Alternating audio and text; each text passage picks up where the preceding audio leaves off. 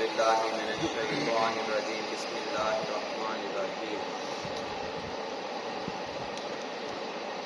پہلے بھی یہ بدھ والی کلاس جو ہے کافی عرصے تک چلتی رہی ہے۔ اس کے اندر صرف اور نحو ہوا کرتی تھی اور قرآن حکیم کا ترجمہ، لیکن کیونکہ ساتھیوں کی دلچسپی صرف اور نحو کے اندر بہت حد تک کم تھی، تو یہ فیصلہ کیا گیا کہ کم از کم ساتھیوں کو قرآن حکیم کے ترجمے سے روشناس کروایا جائے۔ باقی جو لوگ اپنی خوشی کے ساتھ صرف نحو مکمل کرنا چاہتے ہیں، ترجمے کے بعد اپنی مرضی سے مستقل طور پر وہ صرف اور نحو بھی پڑھ سکتے ہیں۔ تو آج جو ہے مشورہ یہ ہوا ہے کہ نماز سے ہم نے شروع کرنا ہے۔ انشاءاللہ اگلے ہفتے جو ہے آپ کے پاس نمازیں موجود ہوں گی، تو سورہ فاتحہ جو ہے وہ ظاہری بات ہے نماز کا سب سے لازمی جزو ہے۔ تو آج سورہ فاتحہ کی کچھ ترجمہ اور تفسیر۔ سب سے پہلی جو سورہ فاتحہ کی آیت ہے وہ ہے بسم اللہ الرحمن الرحیم۔ ہر کام جو بھی نیک شروع کیا جاتا ہے اس کو بسم اللہ سے شروع کیا جاتا ہے۔ اب یہاں پر لفظی معنی با کا معنی ساتھ ہوتا ہے، اسمی نام اللہ کے نام کے ساتھ۔ الرحمن جو رحمان ہے، الرحیم اور رحم کرنے والا ہے۔ یہاں پر ایک قابل غور نقطہ ہے، وہ یہ ہے کہ رحمان اور رحیم ان دونوں کا مادہ ایک ہے۔ را ہا میم رحمان کا مادہ بھی اور را ہا میم رحیم کا مادہ بھی۔ تو جب دونوں کا مادہ ایک ہے تو پھر ان کے اندر الفاظ الگ الگ کیوں آئے ہیں، صفات کا ذکر الگ الگ کیوں ہوا ہے؟ تو مفسرین اس کا بہت اچھا ترجمہ کرتے ہیں سمجھانے کے لیے کہ رحمان اور رحیم میں کیا فرق ہے۔ کہتے ہیں کہ رحمان اس ہستی کو کہتے ہیں جس کی رحمت عام ہوتی ہے، اور رحیم اس ہستی کو کہتے ہیں جس کی رحمت خاص ہوتی ہے۔ مزید اس کی وضاحت،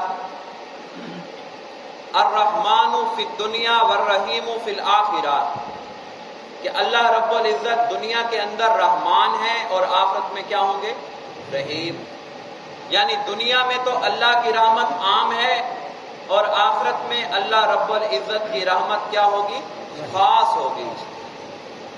اس دنیا کے اندر جب بارش برستی ہے، یہ اللہ کی ایک رحمت ہے بارش، کیا یہ صرف اللہ کے ماننے والوں کی فصلوں کو پانی دے گی؟ نہیں، تمام لوگوں کے لیے عام ہے۔ یہ پانی مسلمانوں کو ملے گا، مومنین کو ملے گا، مشرکین کو ملے گا، غیر مسلم کو ملے گا۔ کوئی بھی اس سے نعمت سے محروم، اس رحمت سے محروم اس دنیا میں نہیں ہے۔ اولاد کیا کفار کو نہیں ملتی؟ غیر مسلموں کو بھی ملتی ہے۔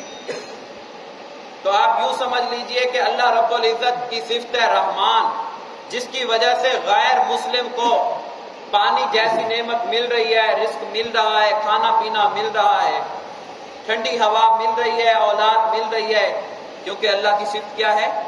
رحمان ہے، کیونکہ اللہ کی صفت رحمان ہے۔ اچھا، میں آپ سے ایک سوال کرتا ہوں مسئلہ سمجھانے کے لیے، کیا آخرت میں مشرکین کو وہ ٹھنڈا پانی جو آج اس دنیا میں میسر ہے آخرت میں مل سکتا ہے؟ رزق مل سکتا ہے، پھل مل سکتے ہیں؟ بلکہ قرآن حکیم کی ایک آیت ہے کہ مشرکین کہیں گے یہ مومنین سے تھوڑا سا رزق ہماری طرف بھی پھینک دو، تو وہ کیا جواب دیں گے مومنین؟ اللہ نے تو یہ رزق تم پر کیا کر دیا ہے؟ حرام کر دیا ہے۔ کیا اس دنیا میں بھی حرام ہے؟ نہیں، اس دنیا میں اللہ کی رحمت عام ہے، مومن بھی کھاتا ہے، کافر بھی کھاتا ہے، مسلم بھی کھاتا ہے، غیر مسلم بھی کھاتا ہے۔ تو اللہ کی جو رحمان والی صفت ہے اس کے اندر بنسبت رحیم کے کیا ہے؟ زیادہ عموم ہے، اور جو رحیم کی صفت ہے اس کے اندر کاملیت زیادہ ہے بنسبت، یعنی کہ کامل رحمت اللہ کی آخرت میں صرف کس کے لیے ہوگی؟ مومنوں کے لیے ہوگی۔ کسی کافر اور مشرک کو نہ پانی ملے گا، نہ رزق ملے گا، نہ خوشی ملے گی، نہ راحت ملے گی، کوئی ایسی چیز جس سے اس کو سکون اور راحت میسر ہو اس کے لیے نہیں ہوگی۔ تو اس لیے رحمان اور رحیم اگرچہ ان کا مادہ الگ الگ تھا، لیکن رحمان کے اندر مبالغہ بنسبت رحیم کے کیا ہے؟ زیادہ ہے۔ تو فرمایا الحمد، حمد ایک عام معروف سا لفظ ہے جس کے معنی تمام لوگ جانتے ہیں۔ حمد کا معنی کیا ہوتا ہے؟ تعریف۔ لیکن جب اس کے اوپر الف لام داخل ہو گیا تو اس کا کیا معنی بن جاتا ہے؟ تمام تعریف۔ یہ الف لام بھی ایک قسم کا نہیں ہوتا ہے، کبھی یہ الف لام جنس کا ہوتا ہے تو معنی ہو جائے گا جنس سے تعریف کس کے لیے خاص ہے؟ اللہ کے لیے خاص ہے۔ اگر اس الف لام کو استغراق کے لیے لے تو اس کا معنی یہی ہوگا جو بھی کیا ہے تمام تعریفیں کس کے لیے ہیں؟ اللہ کے لیے ہیں۔ لیکن بعض دفعہ یہ الف لام جو ہے تمام کی بجائے بعض لوگوں پر بھی استعمال ہوتا ہے، پھر اس کے اندر بھی دیکھنا ہوتا ہے کہ یہ الف لام عہد خارجی کا ہے یا عہد ذہنی کا۔ عہد خارجی سے مراد ایسا الف لام جو بعض لوگوں کے لیے ہو اور مخصوص ذہن کے مطابق بات کی جائے، جیسے اللہ رب العزت فرعون کے بارے میں فرماتے ہیں کہ فرعون نے کیا کیا؟ اثر رسول، رسول کی نافرمانی کی۔ وہاں پر بھی رسول کے اوپر الف لام ہے، تو اس نے کون سے رسول کی نافرمانی کی تھی؟ موسیٰ علیہ السلام کی۔ کبھی یہ الف لام عہد ذہنی کے لیے ہوتا ہے کہ ذہن کے اندر ایک چیز موجود ہوتی ہے، بعض پر ہوتی ہے لیکن اس کی تعین نہیں ہوتی۔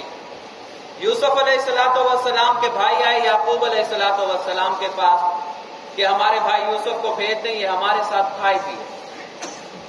تو جب وہ ان کو روانہ کرنے سے پہلے جو ایک خدشہ ظاہر کیا یعقوب علیہ السلام نے، وہ یہ تھا کہ کہیں ایسا نہ ہو تم کھیل کود کے اندر لگ جاؤ اور یوسف کو کون کھا جائے؟ الذئب، بھیڑیا کھا جائے۔ یہاں ذئب بھیڑیے کو کہتے ہیں اور اس کے اوپر بھی کیا داخل ہے؟ الف لام۔ تو یہ الف لام عہد ذہنی کے لیے آتا ہے۔ اس کا مطلب کیا ہوتا ہے؟ ایک تو یعقوب علیہ السلام کا یہ مقصد نہیں تھا پوری دنیا کے بھیڑے کھائیں گے، بلکہ کہاں کے بھیڑیے مراد تھے؟ کنعان کے بھیڑیے۔ اچھا، جیسے موسیٰ علیہ السلام ایک خاص رسول تھے جن کی نافرمانی کس نے کی؟ فرعون نے۔ یہاں پر یعقوب علیہ السلام کے ذہن میں کوئی خاص بھیڑیا نہیں تھا، بلکہ کنعان کے بھیڑیوں میں سے کوئی بھیڑیا بھی کھا سکتا تھا۔ تو الف لام کی اس طرح سے یہ قرائن ہی بتاتے ہیں کہ یہاں پر الف لام کون سی قسم سے تعلق رکھتا ہے۔ تو بہرحال یہاں الف لام استغراق کے لیے ہے، تمام تعریفیں کس کے لیے ہیں؟ اللہ کے لیے۔ اسی طرح والعصر ان الانسان لفی خسر، قسم ہے زمانے کی، یہ زمانہ گواہ ہے۔ ان الانسان، یہاں پر بھی انسان کے اوپر کیا داخل ہوا ہے؟ الف لام۔ لیکن یہاں پر بھی استغراقی ہے، معنی کیا ہوگا؟ تمام انسان خسارے میں۔ یہی ترجمہ کیا جاتا ہے نا عمومی طور پر، ترجمہ بالکل درست ہے۔ حالانکہ تمام کے لیے لفظ کل بھی آتا ہے، وہاں پر کل لفظ تو نہیں ہے، ان الانسان، لیکن ترجمہ کیا کیا جائے گا؟ تمام انسان خسارے میں ہے۔ جیسے یہاں پر ہم نے ترجمہ کیا الحمد، تمام تعریفیں کس کے لیے ہیں؟ اللہ کے لیے ہیں۔ رب العالمین، رب کا لفظی معنی پالنے والا، لجپال، عالمین تمام جہانوں کا۔ آپ لوگوں میں سے اکثریت ایسے لوگوں کی بیٹھی ہے جنہوں نے عربی قواعد کچھ نہ کچھ پڑھے تھے اور ان کے ذہنوں میں ابھی تازہ بھی ہوں گے۔ سب سے پہلی چیز آپ کو ایک نقطہ یہ میں یاد دہانی کے لیے بتا رہا ہوں کہ حمد کے اوپر الف لام داخل ہو گیا ہے۔ الف لام اسم پر داخل ہوتا ہے یا فعل پر؟ اسم پر۔ ٹھیک ہے، تو حمد کیا ہے؟ اسم ہے یا فعل؟ اسم۔ الانسان، انسان پر الف لام داخل ہوا ہے۔ انسان اسم ہوگا یا فعل؟ اسم ہوگا، کیونکہ الف لام کس پر داخل ہوتا ہے؟ اسم پر داخل ہوتا ہے۔ عالمین، تمام جہانوں کا۔ آپ لوگوں نے یہ بھی پڑھا ہے کہ اردو اور انگلش کی طرح عربی زبان نہیں ہے واحد اور جمع کے اعتبار سے۔ اردو میں کیا ہوتا ہے؟ واحد ایک اور جمع دو یا دو سے زائد، اور انگلش میں سنگلر ایک اور پلورل دو یا دو سے زائد۔ عربی میں ایسا نہیں ہوتا ہے، عربی میں ہوتا ہے واحد کس کو کہتے ہیں؟ ایک کو، تثنیہ دو کو، جمع دو سے زائد کو. تو یہاں پر جو عالمین لفظ آیا ہے یہ جمع مذکر سالم کا صیغہ ہے، تو جمع کا لفظ ہے، یہ جمع مذکر سالم ہے. کتنے جہان مراد ہوئے اس سے؟ کم از کم. واحد ایک کو کہتے ہیں تثنیہ، دو کو جمع، دو سے زائد یعنی کم از کم تین یا تین سے زائد کو کہا جاتا ہے. تو عالمین سے کتنے عالم مراد ہوں گے؟ کم از کم تین، تین سے اوپر بھی ہو سکتے ہیں. تو بعض لوگ وہ یہ کہتے ہیں کہ بس عالم دنیا اور عالم آخرت، ٹھیک ہے عالم دنیا بھی ہے اور عالم آخرت ہے، لیکن عالم آخرت کے مقدمے ہیں. کتنے مقدمے ہیں؟ دو. ایک مرنے کے بعد اور قیامت سے پہلے کا دور، اور دوسرا قیامت کے بعد جو دور شروع ہوتا ہے، تو اس کے دو حصے ہیں آخرت کے. اب کتنے عالم بن جائیں گے؟ تین بن جائیں گے. دوسرے جو عالم ہے اس کو مختلف اصطلاحات دی گئی ہیں. کوئی اسے عالم برزخ کہہ دیتا ہے، کوئی اسے عالم ممات کہہ دیتا ہے. جو نام بھی جو کوئی بھی دیتا ہے وہ اس کی اپنی جگہ. بہرحال ایک عالم ضرور ہے. وہ دنیا بھی ہے، دنیا کے بعد مرنے سے پہلے ایک عالم ہے، پھر قیامت اور قیامت کے ماں بعد بھی ایک کیا ہے؟ عالم ہے. تو یہ کل کتنے عالم ہوئے؟ تین. لفظ عالم اور عالم میں بھی تھوڑا فرق ہے. عالم کسے کہتے ہیں؟ کیسا عالم آ گیا ہے؟ کیا مطلب کیسا عالم آ گیا؟ علم جاننے والا نہیں، کیسا دور آ گیا ہے، کیسا زمانہ آ گیا ہے. کہتے نہیں یہ عام جملہ ہے، کیسا عالم آ گیا. اب تو کوئی کسی کی سن کر راضی نہیں ہے. ایک ہوتا ہے عالم، یہاں پر لام کے نیچے کیا ہے؟ زیر ہے. عالم اسم فاعل ہے. یہ اس کے کیا معنی ہوتے ہیں؟ علم جاننے والا. اس لیے اسے کیا کہا جاتا ہے؟ عالم کہا جاتا ہے. تو عالم کے اندر ایک عالم ممات یا عالم برزخ، یا اسے آپ جو بھی نام دیں، بہرحال مرنے کے بعد اور قیامت سے پہلے بھی ایک عالم ہوتا ہے. اور اللہ رب العزت تمام جہانوں کے کیا ہیں؟ پروردگار ہیں، تمام جہانوں کے پالنے والے. دوبارہ انہی صفت کا جو بسم اللہ کے اندر آئی تھی اعادہ ہوا ہے. فرمایا الرحمن الرحیم. جی رحمان مہربان، اور رحیم رحمت کرنے والا، رحم کرنے والا. رحمان کے اندر مبالغہ زیادہ ہے یا رحیم میں؟ رحمان میں. کیا کہا گیا مفسرین کی طرف سے؟ الرحمن فی الدنیا والرحیم فی الآخرہ. مالکی مالک ہے، مالک ہے. یومی، بعض لوگ اس کو کہتے ہیں حاکم یا بادشاہ ہے. یومی، یوم دن کا، دین بدلے کے دن کا کیا ہے؟ مالک ہے.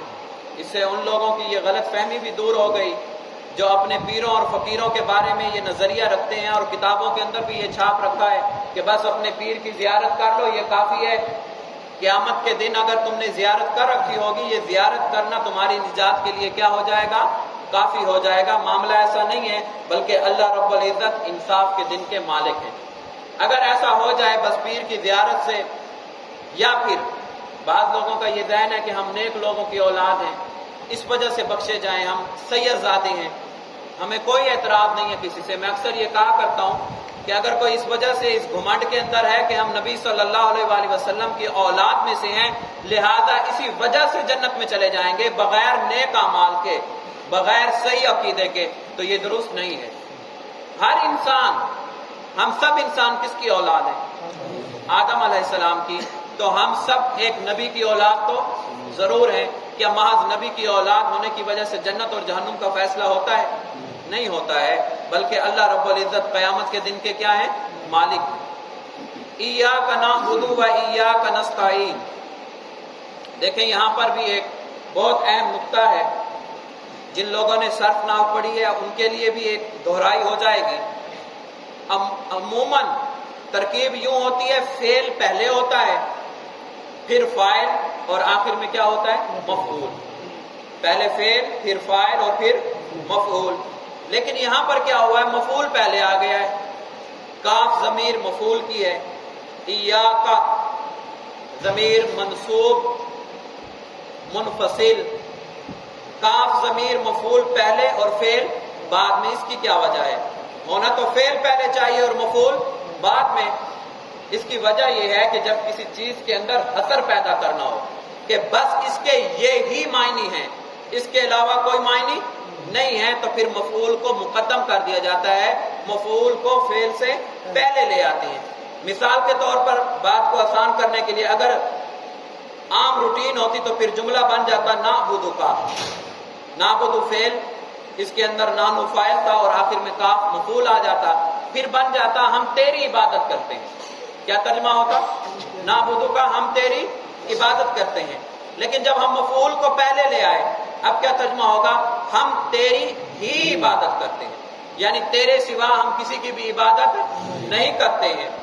وَإِيَّاكَ نَسْتَعِينُ، اور ہم تجھ ہی سے کیا مانگتے ہیں؟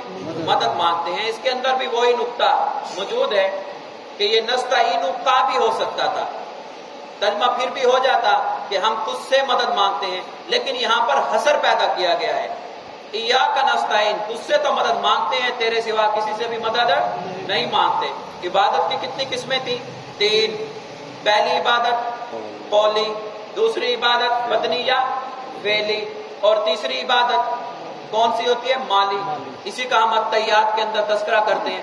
قولی عبادت غائبانہ طور پر اللہ رب العزت کو پکارنا، یہ خالص کس کے لیے ہے عبادت؟ اللہ کے لیے۔ اللہ کے صلی اللہ علیہ وسلم نے فرمایا ہے الدعاء مخ العبادہ، جو پکار ہے غائبانہ پکار، سب سے بڑی عبادت واقعتاً یہی ہے۔ باقی معاملات بعد میں دیکھیں، آپ کو حاجات پیش آ رہی ہیں، کچھ آ رہی ہیں، پکار رہے ہیں آپ کسی ہستی کو، اس کو معبود سمجھ کے پکار رہے ہیں۔ سب سے زیادہ عام ترین عبادت، جلد از جلد عبادت جو ہر حال میں ہو سکتی ہے، وہ کون سی عبادت ہے؟ پکار والی عبادت ہے۔ وقال ربکم ادعونی استجب لکم، تم مجھے کو پکارو، میں تمہاری پکار کو سنتا ہوں، اس کا کیا دیتا ہوں؟ جواب دیتا ہوں۔ تو سب سے پہلی عبادت کی قسم پکار کی عبادت ہے، یہ خالص کس کے لیے ہوگی؟ اللہ کے لیے ہوگی۔ غائبانہ طور پر اللہ کے پیاروں کو بھی نہیں پکارا جائے گا۔ اگر کوئی دودھ کا کام کرتا ہو تو اسے ایک سوال کیا جائے کہ اگر وہ لوگوں کو جا کر بتائے کہ اس دودھ کے اندر میں نے زمزم کی ملاوٹ کر دی ہے، اب زمزم ایک اچھا پانی ہے، پوری دنیا کے اندر لوگ لے کر اسے جاتے ہیں، کیا خریدنے والا خوش دلی سے خریدے گا خالص دودھ ملا ہے؟ آدھا کلو اس میں دودھ ہے اور آدھا کلو زمزم ہے، لہذا مجھے کلو دودھ کے پیسے دے دیں، سب کہیں گے ملاوٹ والا دودھ ہے۔ تو اللہ کو غائبانہ پکارنا ہے، خالص اللہ کو ہی پکارنا ہے۔ جس طرح زمزم ملانے سے بھی دودھ ملاوٹ والا رہے گا، ایسے اللہ کے ساتھ خواہ کوئی نیکوکاروں کو بھی پکارے تو اس کی پکار کے اندر کیا ہوگی؟ ملاوٹ ہی ہوگی۔ تو ملاوٹ سے پاک خالص اللہ کو پکارنا ہے۔ جی اس کے بعد بدنی عبادت، نماز، روزہ، حج، سجدہ، رکوع، یہ سب کون سی عبادات ہیں؟ بدنی عبادتیں ہیں، یہ بھی خالص کس کے لیے ہوں گی؟ اللہ کے لیے۔ پھر کون سی عبادت؟ مالی عبادت، خواہ وہ زکوٰۃ کی شکل میں ہو یا نذر و نیاز کی شکل میں ہو، وہ بھی خالص کس کے لیے ہوگی؟ اللہ کے لیے ہوگی اور اللہ ہی کے لیے ہوگی۔ وَإِيَّاكَ نَسْتَعِينُ، دیکھیے حالانکہ یہ نستعین نعبدو کے اندر داخل تھا، اللہ ہم تیری ہی عبادت کریں گے، مدد مانگنا اللہ سے عبادت ہے یا نہیں ہے؟ لیکن چونکہ یہ معاملہ سب سے زیادہ حساس، سب سے زیادہ نازک ہے، اس لیے اس کا پھر دہرایا گیا، اللہ ہم مدد بھی مانگیں گے تو صرف آپ سے۔ اہدنا الصراط المستقیم، چلا ہم کو یا دکھا ہم کو صراط راستہ، مستقیم سیدھا راستہ، صراط الذین راستہ، الذین یہ کیا ہے؟ الذین اسم موصول ہے، یہ الذین اسم موصول، راستہ ان لوگوں کا انعمت جن پر تو نے انعام کیا۔ صیغہ کون سا ہے؟ یہ واحد مذکر حاضر، پہلا اس کا صیغہ کیا ہوگا؟ انعما، ٹھیک ہے، اسی سے یہ گردان چلی اور ساتواں صیغہ یہ بن گیا واحد مذکر انعمتا۔ اچھا آپ لوگوں نے، ہم بھی بچپن سے یہ سنتے تھے، بعض لوگ کہتے ہیں کہ اگر دانستہ صرف مسئلہ سمجھانے کے لیے، دانستہ تو کوئی بھی ایسے نہیں کہتا، کہ بعض مقامات ایسے ہیں جہاں کوئی دانستہ انعمتا کو انعمتو پڑھ دے تو وہ ہمارے استاد بھی ہمیں کہا کرتے تھے کافر ہو جائے گا۔ کیا مطلب ہے اس کا؟ واقعتاً کیونکہ انعمتا کا معنی ہے انعام کرنے والی ذات کس کی ہے؟ اللہ آپ کی۔ اگر تا کی بجائے تو ہو جائے، تا پر پیش آ جائے تو پھر کیا بن جاتا ہے؟ واحد متکلم کا صیغہ۔ انعمتو، میں نے انعام کیا، فرق ہو گیا نا۔ آپ دیکھیں کتنی دعائیں ہیں واحد کے لیے. آپ کہتے ہیں توکلت، کیا مطلب ہے؟ میں نے بھروسہ کیا. توکلت، میں نے بھروسہ کیا. جی انعمت، انعام کیا علیہم، جن پر. غیر المغضوب، دیکھیے ایک تو قرآن حکیم کا مخصوص معنی بھی ہوتا ہے، وقتی معنی بھی ہوتا ہے، خاص لوگوں کے لیے بھی ہوتا ہے، اور اس کے اندر عمومیت بھی ہوتی ہے. دونوں معنی موجود ہوتے ہیں. ظاہری بات ہے اول مخاطب کوئی نہ کوئی تو ہوتے ہیں اس وقت موجود، لیکن اسی کے اندر اس معنی کو بند نہیں کیا جا سکتا ہے، بلکہ وہ خاص معنی بھی برقرار رہے گا اور قیامت تک کے لیے اس کے عمومی معنی بھی کیا ہوں گے؟ مراد ہوں گے. غیر المغضوبی، اے اللہ ہمیں انعام یافتہ لوگوں پر، انبیاء، صدیقین، شہداء اور صالحین کے رستے پر چلا. غیر المغضوب، ایسے لوگوں کے رستے پر نہ چلا جن پر تیرا کیا ہوا ہے؟ غضب ہوا ہے. یہ مغضوب کون ہے قرآن حکیم کی روشنی میں؟ مغضوب قوم کون ہے؟ اللہ پاک قرآن حکیم میں کئی جگہ ذکر فرماتے ہیں یہود کا. مغضوب غضب کیے ہوئے. اللہ پاک یہودیوں کے بارے میں کہتے ہیں غضب علی غضب، ان پر غضب در غضب ہوا ہے. کہیں فرماتے ہیں فباؤ بغضب من اللہ، یہ لوگ اللہ کے غضب میں کیا ہو گئے؟ گرفتار ہو گئے. کیونکہ جتنی بھی دنیا کی مشرک قومیں گزری ہیں، یہود سے بڑھ کر اللہ کی نافرمان کوئی قوم نہیں گزری. انتہائی شرارتی، انتہائی اللہ کے ساتھ دلیری کے ساتھ کہنے والے کہ ہم اللہ کا مقابلہ کرتے ہیں. اپنے واقعات کے اندر انہوں نے یہ لکھ رکھا ہے کہ یعقوب علیہ السلام اللہ سے کیا کرتے تھے؟ مقابلہ کیا، مقابلے میں جیت گئے، اس لیے ان کا نام کیا پڑ گیا؟ اسرائیل. ایک غلط روایت مشہور کر رکھی ہے، یعنی کہ یہ وہ واحد قوم ہے جو دیدہ دانستہ کہتی ہے ہمیں اللہ سے مقابلہ کرنا پڑا تو ہم کریں گے، اس چیز سے گھبراتے نہیں ہیں. اسی لیے اللہ رب العزت نے ان کے بارے میں فرمایا ان پر غضب در غضب ہے، اور واقعتاً یہ غضب در غضب کا شکار ہیں. آج افسوس سے کہنا پڑتا ہے اس پوری دنیا کا شکنجہ کن کے ہاتھ میں ہے؟ یہ آپ کا کرنسی نوٹ ہے جو آپ کی جیبوں کے اندر ہے. یہ پہلے دور کے اندر اس طرح کے کرنسی نوٹ نہیں ہوتے تھے. درہم ہوتے تھے، دنانیر ہوتے تھے، دھات ہوتی تھی کوئی نہ کوئی. یہ اس کو بدل کر کرنسی نوٹ بنا دیے. جب چاہتے ہیں اس کا ویلیو گھٹا دیتے ہیں، کسی بھی ملک کو ایک دلدل میں پھنسا کے رکھ دیتے ہیں، جب چاہیں اس کے ریٹ کو بڑھا دیں.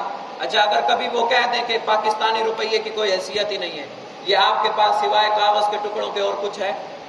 کوئی حیثیت نہیں ہے. اگر اس کی بجائے درہم اور دنانیر ہوتے، قدرتی کرنسی یا کوئی بھی دھات ہوتی، چاہے کوئی لاکھ کہتا رہتا جی اس کی ویلیو نہیں ہے، سونے کا بنا ہوا دینار ہے تو اس کی ویلیو نہیں ہے، کوئی کہتا رہے نہیں ہے اس کی ویلیو. چاندی کا بنا ہوا درہم ہوتا. اس طرح سے کرنسی نوٹ کے ذریعے سے پوری دنیا کی دولت کے اوپر آج کون قابض ہو چکے ہیں؟ یہود قابض ہو چکے ہیں. میڈیا پر یہود قابض. ایسے ایسے سادہ لوگ آج کے ہمارے مسلمان، سن کر افسوس ہوتا ہے، مسلمان حکمران آج پوری کوشش میں لگے ہوئے ہیں کسی طرح ہم یورپ کو اپنا سافٹ کارنر دکھا دیں. پوری شب و روز یہ کوشش ہے ہم سافٹ کارنر دکھا دیں. کتنے خوش ہوتے ہوں گے وہ کہ مسلمانوں کی یہ دوڑ ہے کہ ہم نے یہود و نصارہ کو کیا دکھانا ہے؟ اپنا سافٹ کارنر. پتہ نہیں یہ کیا ہے سافٹ کارنر؟ پینٹ پہن کر دکھانی ہے، ایک ہم نے آگے ٹائی لگا لینی ہے، پھر ہم کچھ انگلش بولیں گے اور کیا بن جائے گا؟ یہ ایک سافٹ کارنر بن جائے گا. یہ سافٹ کارنر نہیں بنے گا، آپ یہودیوں اور عیسائیوں کے ہاتھوں میں کھیلیں گے. کوئی مسلمانوں کے اندر ایسی روایت نہیں گزری کہ ان کاموں سے مسلمان یہودیوں یا عیسائیوں کو اپنا سافٹ کارنر دکھانا چاہیں. اگر وہ سافٹ کارنر دکھاتے رہتے تو ان کلیساؤں کو کون توڑتا؟ جو مسلمانوں نے یورپ کے اندر کلیساؤں کو توڑا ہے، جو مندروں کو توڑا ہے، کون توڑتا؟ غزنوی نے جو سومناتھ کے مندر توڑے، اگر وہ سافٹ کارنر دکھا دیتا ہندوؤں کو تو یہ بت پرستی کی بجائے آج یہاں اسلام کیسے آتا؟ تو اسلام کی اپنی ایک جرأت اور اپنی ایک غیرت ہے. بات بھی مختصر میں کرتا ہوں، تقریباً اینڈ ہو چکی ہے. امیر المومنین عمر فاروق رضی اللہ تعالیٰ عنہ جب بیت المقدس فتح کرنے کے لیے گئے، سامنے عیسائیوں کے پادری کھڑے ہوئے، ایک پانی کا جوہر سمجھ لیں یا تالاب سمجھ لیں، اس تالاب میں داخل ہونا چاہتے تھے. اپنا کچھ کرتا انسان جیسے سنبھالنے کی کوشش کرتا ہے، کرتا اپنا اوپر کر لیا، نیچے تہ بند باندھا ہوا ہے. اب تہ بند کے اوپر کیا لگے ہوئے ہیں؟ بہ بند لگے ہوئے ہیں. اتنے میں کوئی مسلمان چلا اٹھا یا امیر المومنین. اچھا یاد رکھیے جب دو لفظوں کا مجموعہ ہے اور شروع میں لفظ یا آ جائے تو یا کے فوراً بعد زبر پڑا جائے گا. یا خلیفۃ المسلمین نہیں پڑھا جائے گا، یا خلیفۃ المسلمین. اگر کسی کا نام عبداللہ ہے، اس کو عربی میں بلانا ہے، یا عبداللہ نہیں کہیں گے آپ اسے، کیا کہیں گے؟ یا عبداللہ، یا عبداللہ ہی. ہاں اگر اس کا واحد نام ہے، ایک نام، پھر اس کے اوپر پیش پڑیں گے آپ، یا امیر المومنین. یہ آپ کیا کر رہے ہیں؟ آپ کا تو پیوند ظاہر ہو رہا ہے، فوراً اپنے کرتے کو نیچے کر دیجیے. تو عمر فاروق رضی اللہ تعالیٰ نے بگڑ کر اسے جواب دیا کہ تو مجھے کون سی مت لگا رہا ہے، کیا کہہ رہا ہے مجھے تو؟ یہ وہی اسلام ہے جس کی وجہ سے آج بکریوں کا چرواہا، معذرت اونٹوں کا چرواہا عمر، یہ خلیفۃ المسلمین اور امیر المومنین کی شکل میں بیت المقدس کو کیا کرنے آیا ہے؟ فتح کرنا آیا ہے. مجھے ڈھنگ سے اونٹ چرانے نہیں آتے تھے، اپنے باپ خطاب کی چھمکے کھایا کرتا تھا میں. آج امیر المومنین اور خلیفۃ المسلمین بنا ہوں اسلام کی وجہ سے، اور تو یہ سمجھ رہا ہے کہ شاید یہ پیوند نظر آ جانے میں میری کوئی حد تک ہے یا اسلام کی حد تک ہو جائے گی. تو ایسا نہیں ہے. تو کوئی سافٹ کارنر دکھانے کی کسی کو ضرورت نہیں ہے.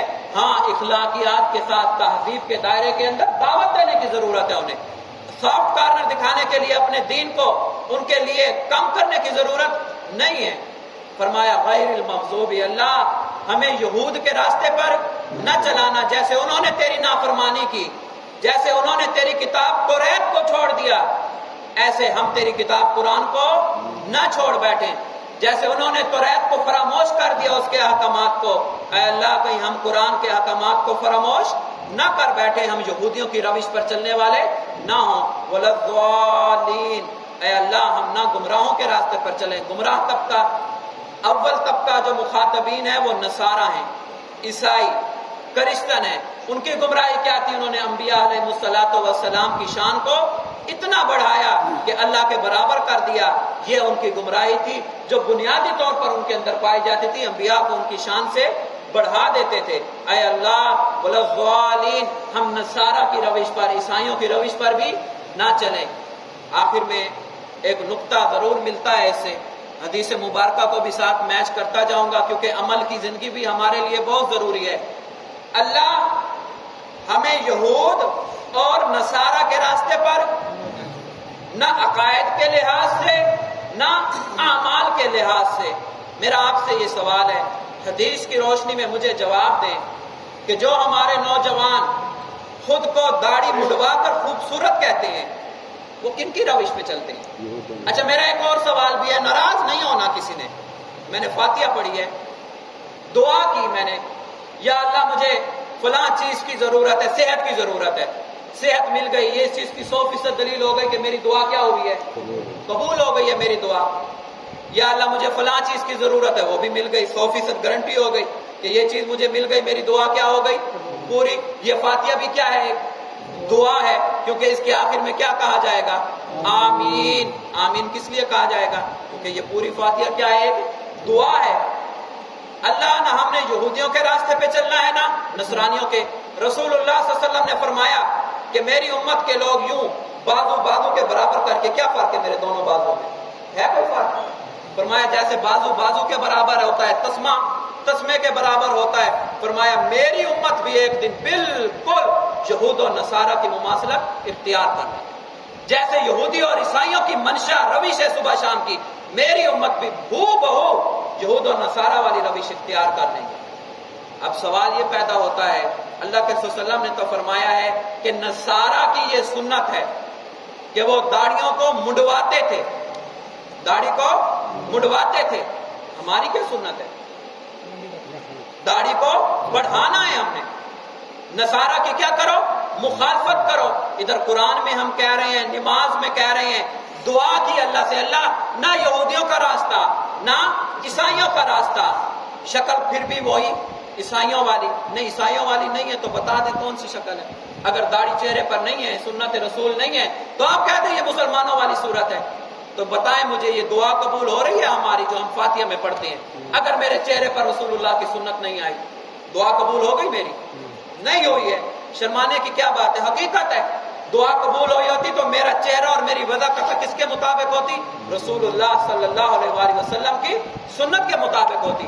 صاف ظاہر ہے اس نماز کے اندر جو میں نے بیسک دعا مانگی تھی ہر رکعت میں ایک دعا مانگی تھی، میری وہ دعا پوری نہیں ہو رہی، قبول نہیں ہو رہی، اگر قبول ہوتی تو میں نہ نصارہ کے راستے پر ہوتا نہ یہود کے راستے پر ہوتا۔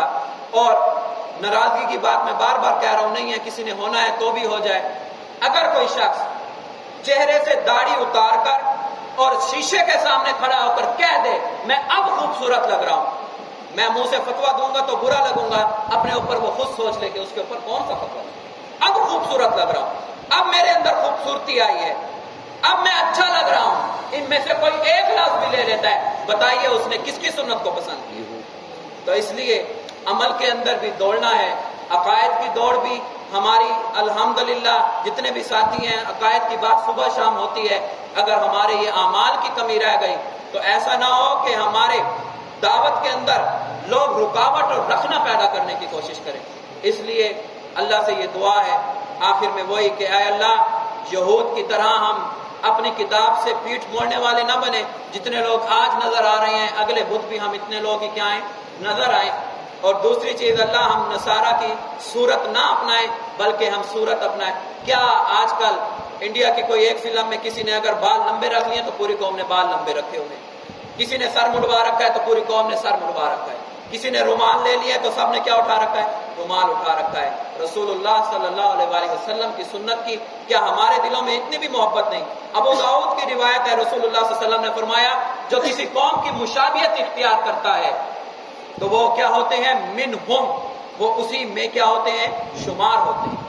اقبال کے شعر کے ساتھ اس بات کو اینڈ کرتا ہوں، وضع میں ہو تم نصارہ تو تمدن میں ہو یہود، یہ وہ مسلمان ہیں جنہیں دیکھ کر شرمائیں ہنود۔ معذرت شعر کے اندر میں نے غلطی کی ہے، وضع میں ہو تم نصارہ تو تمدن میں ہو ہنود، یہ وہ مسلمان ہیں جنہیں دیکھ کر شرمائیں یہود، کہ تمہاری شکلیں ایسی ہیں جیسے عیسائیوں کی، تمہارا رہن سہن ایسا ہے جیسے ہندوؤں کا، خوشی شادی بیاہ ایسے ہے جیسے ہندوؤں کی رسومات سے پر۔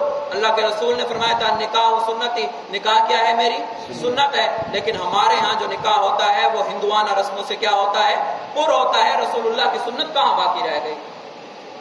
تو کیا کہتا ہے آخر میں؟ یہ وہ مسلمان ہیں جنہیں دیکھ کر شرمائیں یہود۔ آج یہودی یہ کہتا ہے کہ شکر ہے میں اپنے وقت کو ضائع نہیں کرتا، وقت کو ضائع کرتے ہیں تو کون؟ مسلمان۔ موجودہ دور کے یہودیوں کی ایک خوبی میں آپ کو بتاتا چلوں، اگرچہ وہ مغضوب تھے، ہیں اور رہیں گے، اپنے وقت کو اب ضائع نہیں کرتے۔ وہ اگر وہ بس کے اندر کھڑے ہیں، بیٹھنے کی جگہ نہیں ہے، کوئی نہ کوئی پاکٹ کے اندر ان کے کتاب ہوگی چھوٹی سی، یا کوئی نہ کوئی چیز انہوں نے مطالعے کے لیے رکھی ہوئی ہوگی۔ ایک ہاتھ سے اگر انہیں سٹینڈ کو کسی کو پکڑنا پڑتا ہے تو دوسرے ہاتھ میں کتاب۔ ان کے بارے میں سنا ہے کہ جو آپریشن کرنے والے ہوتے ہیں 2 منٹ فراغت کے انہیں مل جائیں، اگر درمیان میں وقفہ مل جائے، کتاب کوئی نہ کوئی پاس ہوگی، اس کو پڑھ رہے ہوں گے۔ وقت کو قیمتی بنا کر پوری دنیا کے اوپر شکنجا گاڑ رکھا ہے۔ اور ہمارے یہاں صرف جمعے کے اجتماعات کے اندر، کچھ مساجد کے اندر بد دعا ہوتی ہے، اے اللہ امریکہ کو تباہ و برباد کر دے، برطانیہ کو تباہ و برباد کر دے۔ اللہ جانتا ہے اگر وہ تباہ و برباد ہو گئے اور ہماری حالت ایسی رہی، کوئی فائدہ ہونے والا نہیں ہے۔ جو کوئی جدید ٹیکنالوجی یا چیزیں ہمیں مل رہی ہیں وہ بھی ملنا کیا ہو جائیں گی؟ بند ہو جائیں گی۔ ان کے اوپر بد دعائیں کرنے کی بجائے ہمیں کیا کر لینا چاہیے؟ اپنی حالت کو بدل لینا چاہیے۔ تو کوئی بھی چیز مسلمان کے آگے ٹھہر نہیں سکتی۔ اللہ رب العزت ہمیں قرآن و سنت کے اوپر عمل پیرا ہونے کی توفیق عطا فرمائے۔